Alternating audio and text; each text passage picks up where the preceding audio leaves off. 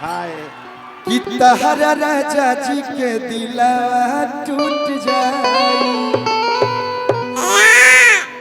ये शालिनी यादव जी हैं और पारुल यादव भी आई हैं। आज आप भी आ जाइए, यहाँ फटाफट एंट्री मार के और निकलते बनिए। रवा चल जाइए मन को शांति। आइए आइए अगच अगच एक बार जोरदार ताली उन दोनों लोग के लिए, जोरदार ताली आप लोग बजा दीजिए। देखो सब लोग मोबाइल निकाल ले, लेकिन ठीक भाई यही के जमाना बा।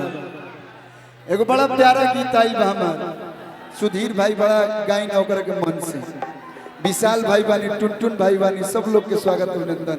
आदित्य भाई है कि सारी रात सुतवनी हा ए राजा कवारी में अयब का हाथ लगावेला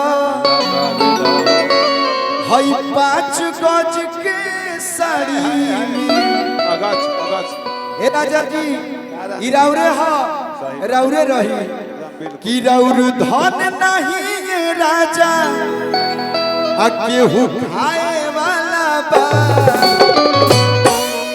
कि राउर धन नहीं ये राजा केहू खाए वाला बा। क्या उठलाली लग रहे हैं, यो कौन नहीं की तकाना के भावा कि छोड़ी छोड़ी उठलाली छोड़ी छोड़ी उठलाली सारी रात सुतवनी हा ए राजा कवारी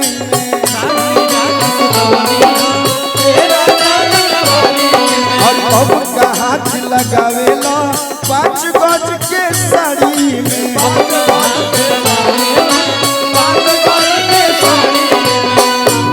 रउर धन नहीं है राजा। हेलो भैया, तू कोनो जिला में प्रोग्राम कर लेकिन ऐसन प्यार तारे के कहीं ना मिली। कि रउर धन नहीं है राजा केहू खाए वाला बा। भैया तो छोड़ी छोड़ी उठलाली यारा छोड़ी छोड़ी छोड़ी उठलाली यारा वाला बा।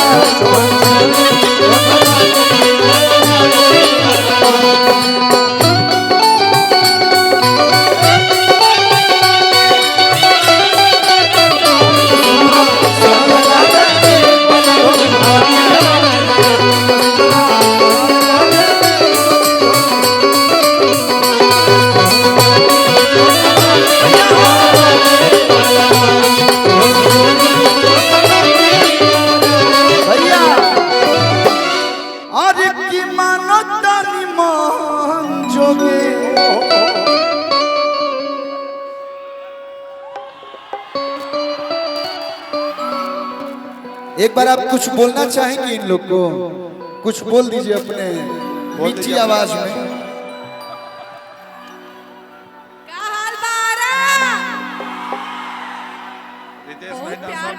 इतना प्यार कलू सर वो तो पहले ही बताइले रहने, लेकिन इतना प्यार देख के सब केहू के कहल चाहब लव यू।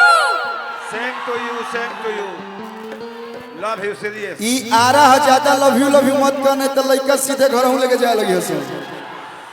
अरे की मानता नि मन जोगे पानी रहुआ मोरा हत रोज रोज काहे दिल को में तो